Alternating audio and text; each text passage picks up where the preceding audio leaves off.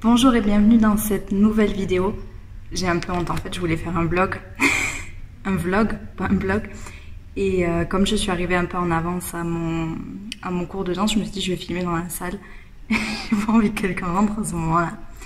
Bref, je vais aller voir mes parents dans quelques jours, donc je me suis dit peut-être que j'aurai le temps de lire un peu et de vous donner mes réactions de mes lectures du moment à chaud. Je sais pas, on verra comment ça se passera parce que je sais pas comment ça se passe avec vous, mais quand je suis en vacances, vraiment, par exemple quand je suis chez mes parents, j'ai beaucoup de mal à lire. Je sais pas pourquoi, à faire quoi que ce soit d'ailleurs, j'ai beaucoup de mal.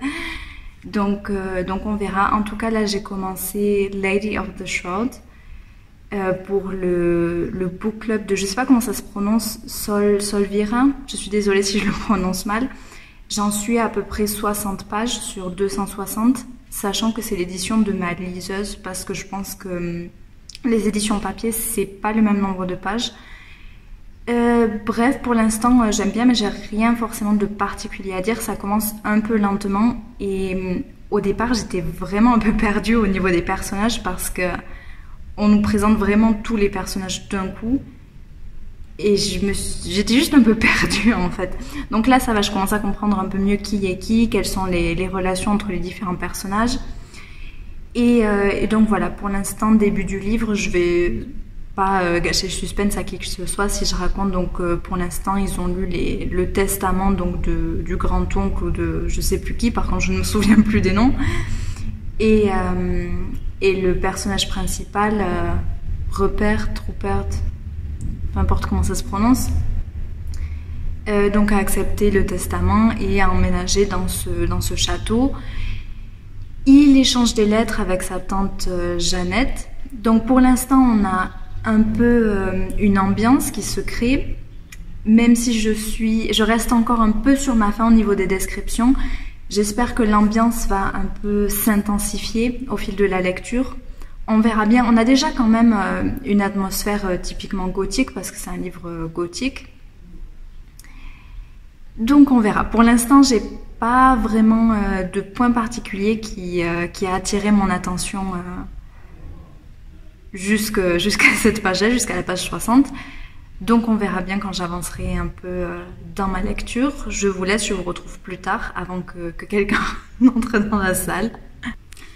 Étant donné que c'est un vlog, je me dis je peux peut-être donner des informations un peu personnelles, même si je suis pas sûre que je ramène beaucoup de gens pour ma personnalité très attrayante.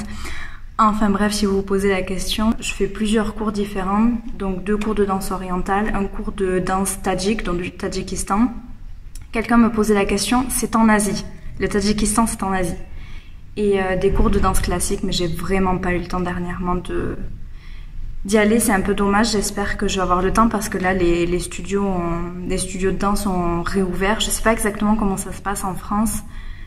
En Allemagne, il y a certaines normes, il y a des distances à respecter, il y a, je sais pas, il faut porter le masque, mais en cours, on n'est pas obligé de le porter. Enfin bref. Je pars là dans 10 minutes de chez moi, donc je me suis dit que j'allais vous montrer les livres que je prenais avec moi. Donc d'abord, ma liseuse. C'est une vieille liseuse que j'ai eue il y a 5 ou 6 ans. Elle marche vraiment toujours très bien, donc très pratique. Pour finir, Lady of the Shroud. Et je vais amener aussi Heinrich Böll. J'ai pris on m'a conseillé un deuxième roman. Gruppenbild mit Dame. Je sais plus exactement comment il s'appelle en français, portrait, je sais plus. Je me mettrai le titre de toute façon. J'avais réfléchi à en prendre encore un autre. Mais je me suis dit, calme-toi, tu n'arriveras jamais à tout lire de toute façon. Parce que je m'attendais pas à ça, je m'attendais plutôt à, quand je l'ai emprunté à la bibliothèque, à un livre de la même taille que Katharina Blum. Et non, en fait, non, il est un peu... il fait combien de pages? Il fait environ 400 pages. Et c'est un bon pavé, j'ai l'impression. Donc je me suis dit déjà si tu arrives à lire ça, ça sera pas mal. Et d'ailleurs c'est mon but, j'essaierai de lire régulièrement et de l'avoir fini pour quand je rentre chez moi, donc dans un peu plus d'une semaine. Et surtout en fait j'ai pas le choix parce que je l'ai emprunté à la bibliothèque et qu'il faudra que je le ramène. À moins que je puisse le prolonger, je sais pas. Bref, je vais essayer d'avancer dans ma lecture de ces deux livres-là et de vous tenir informé si j'avance un peu ce que je pense de ces livres-là. Je suis arrivée chez mes parents hier. J'ai pas vraiment avancé dans mes lectures. J'ai commencé Heinrich Böll. Alors le titre en français c'était Portrait de groupe avec dame. J'ai lu seulement quelques pages, mais vraiment déjà j'aime beaucoup le style. C'est difficile à expliquer, mais je retrouve un peu le style de Heinrich Böll dans L'honneur perdu de Katharina Blum. Mais en même temps, c'est pas exactement la même chose. En fait, c'est toujours relativement distant et froid, mais je trouve que là, dans les quelques pages que j'ai commencé de Portrait de groupe avec dame, c'est vraiment quelque chose de plus intéressant en fait, ce style-là pour l'instant. Je trouve que il y a beaucoup plus un jeu, un jeu un peu avec le lecteur, avec les mots, avec le style, que j'ai personnellement pas trouvé dans Katharina Blum. Et cette distance qu'il y a dans les deux livres, je trouve que vraiment dans Portrait de groupe, ça renforce vraiment cet aspect un peu de jeu, un peu ironique et je sais pas, pour l'instant c'est quelques pages que j'ai commencé, je trouve qu'il y a quelque chose de personnellement je trouve plus intéressant, un peu plus d'esprit peut-être. Enfin bref, je sais pas, on verra, je vais avancer un peu dans la lecture et on verra. J'ai vérifié les dates de publication. Alors Portrait de groupe avec dame c'était 1971 et Katharina Blum c'était 1974 je crois, donc c'était vraiment l'un après l'autre.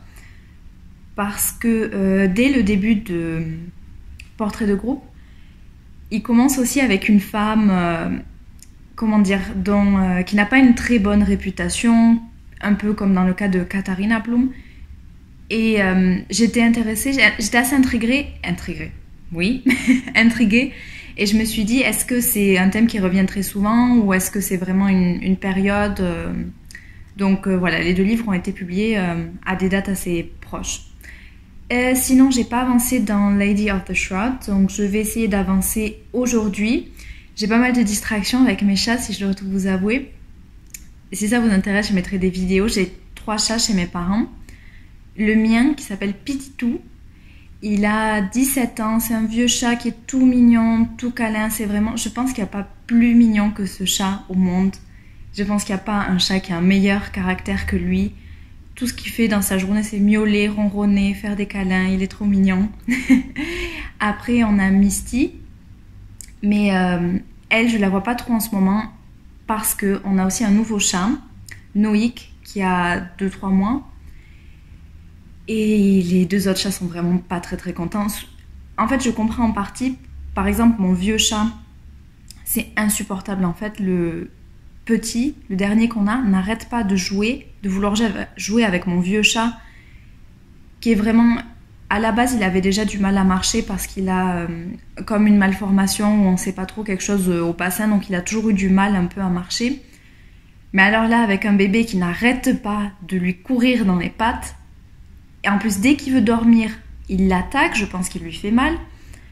Donc là, j'ai trouvé 5 minutes parce que les deux dorment, enfin.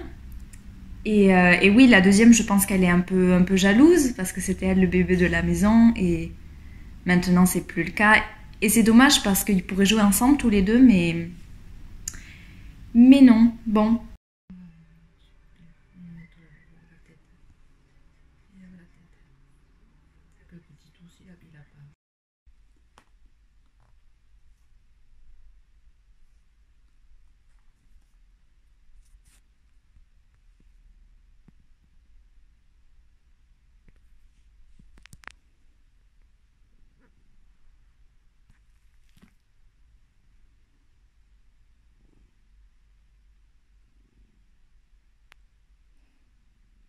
Noïc, et oui.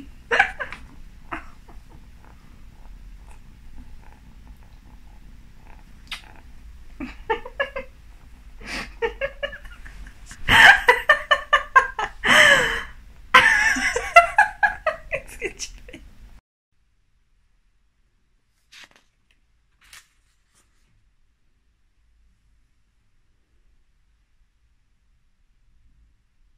Alors j'ai pas extrêmement avancé dans mes lectures ou dans ma lecture. Là je suis vraiment que dans Portrait de groupe avec Dame. Mais je vois quand même des similitudes avec Katharina Blum. Par exemple le fait que concernant la protagoniste, donc Leni, c'est jamais elle qui parle d'elle-même, ce sont toujours donc le narrateur qui parle d'elle, mais aussi qui rapporte ce que les autres pensent d'elle. Donc c'est vraiment en fait, j'ai trouvé assez similaire dans le sens où elle-même n'a pas de voix et ne peut pas vraiment s'exprimer sur ce qu'elle est vraiment, et elle est en fait définie par les autres personnes. Après, il faut voir comment ça va se développer. J'ai l'impression que parfois Heinrich Böll décide d'ajouter certains éléments qui ne sont pas forcément décisifs pour le développement du personnage ou de l'histoire, mais juste peut-être plus pour le contexte historique, comme par exemple quand elle était jeune, quand elle était adolescente, elle était dans une organisation nazie pour les jeunes, et en fait c'était quelque chose d'assez banal à l'époque, parce que les enfants, les adolescents allaient dans ces groupes-là, c'était normal, et Leni trouvait pas ça problématique. Alors je me dis, d'un côté c'est un peu le contexte historique, c'est peut-être un peu le personnage aussi, on montre que elle se pose pas plus de questions sur ça, donc ouais, je sais pas. Et on sent quand même une critique du nazisme sans que ce soit vraiment très poussé, c'est plus une satire légère. Donc bref, on verra si ces éléments-là, ça et d'autres éléments, auront de l'importance plus tard dans le livre, mais j'ai l'impression qu'il y a pas mal de choses qui sont pas forcément utiles à l'intrigue ou au développement des personnages en soi. Après, je dois dire que j'avance pas très rapidement parce que aussi c'est assez difficile à lire dans le sens où c'est dans la forme. En fait, ce sont vraiment des gros blocs. Parfois, il y a 2 pages. C'est juste 2 gros paragraphes collés comme ça. Et c'est vrai que c'est très compact, c'est très dense. Et les dialogues des personnages sont parfois, en fait, dans les paragraphes, on n'a pas vraiment cette forme un peu plus aérée. Donc, c'est un peu plus difficile à lire du fait de la forme. Donc bref, pour l'instant j'aime toujours, je vais continuer. J'espère aujourd'hui lire un peu plus. À part ça, j'ai été à Saint-Cyr-la-Paupier avec mes parents, et anecdote qui peut-être pourrait vous intéresser, je savais personnellement pas du tout qu'André Breton adorait ce village, qu'il l'avait découvert par hasard, je sais plus ce qu'ils inauguraient dans le village, apparemment la nuit, et tous les habitants avaient des bougies à leur maison pour cet événement, je ne sais plus lequel c'était, donc il a été vraiment subjugué par la beauté du village, et il a décidé d'y revenir. Il y revenait tous les ans. En été, il a invité beaucoup d'artistes qu'il connaissait, ce qui a vraiment aidé à développer la vie culturelle dans ce village-là. Donc c'est quand même intéressant, j'étais pas du tout au courant. Et autre chose, j'ai regardé hier la liste de Schindler, j'avais jamais vu. Et vraiment, grosse recommandation si vous l'avez pas vu. Il dure 3 heures, mais personnellement, j'ai pas trouvé le temps long en regardant le film. Je ferai peut-être une vidéo un peu plus détaillée sur le film, mais en tout cas, grosse recommandation.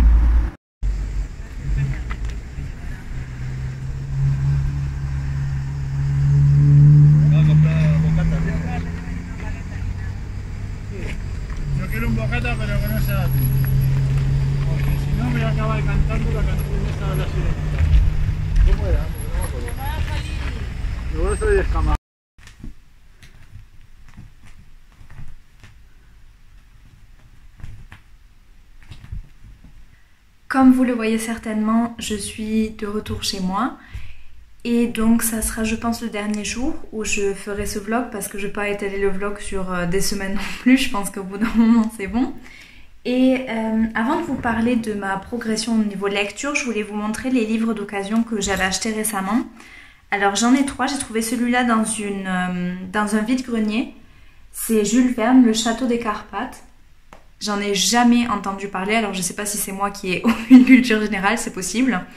Mais je connaissais pas du tout, apparemment c'est un roman envoûtant. Oui, roman envoûtant, donc on verra si je suis envoûtée. Après, ce que j'ai acheté, Dorian Sukegawa, Les délices de Tokyo.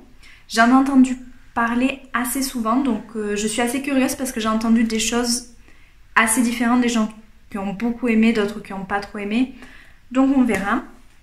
Et le dernier, Maupassant, le Horla et autres contes fantastiques, je connais pas non plus, enfin je connais deux noms, le Horla, mais j'ai jamais lu, donc je suis assez curieuse. Donc voilà, ce sont mes dernières découvertes, on verra, j'espère que ça sera de bonnes lectures. Et sinon, Portrait de groupe avec Dame, j'ai avancé dans ma lecture assez bien, mais j'ai toujours pas fini, donc je vais vous donner mon avis encore en cours de lecture. J'ai parlé du contexte historique qui est évoqué par l'auteur, donc on est là avant la Première Guerre mondiale et pendant. Et oui, en fait, les deux sont assez importants, autant les personnages, l'histoire des personnages, que le contexte historique, et forcément les deux sont liés l'un à l'autre. J'ai trouvé que c'était assez bien fait, la façon dont il évoquait le contexte historique de l'époque, parce que... Est-ce que je dis la Première Guerre mondiale? Je voulais dire la Seconde, pardon. Parce que c'est années 39, 40, etc. Et oui, c'était assez bien fait parce que c'est quand même un sujet assez lourd, surtout pour l'Allemagne, quand on parle du nazisme, etc. Et il a fait ça quand même par touche. Et de ce fait-là, j'ai trouvé que c'était assez bien fait. C'était quand même pas... Il entrait, du moins là où j'en suis, il n'entre pas excessivement dans les détails, mais c'est quand même assez intéressant. Même si parfois j'aurais aimé avoir un peu plus son avis, parce qu'il y a certains passages qui m'ont un peu questionné sur ce qu'il voulait nous dire. Et par exemple, il y a un passage en particulier où il parle des cheveux d'une certaine famille, où ils sont tous très blonds avec les cheveux lisses, etc. Et il y a un problème énorme, il y en a un qui a les cheveux blonds foncés et ondulés. Ouh là là.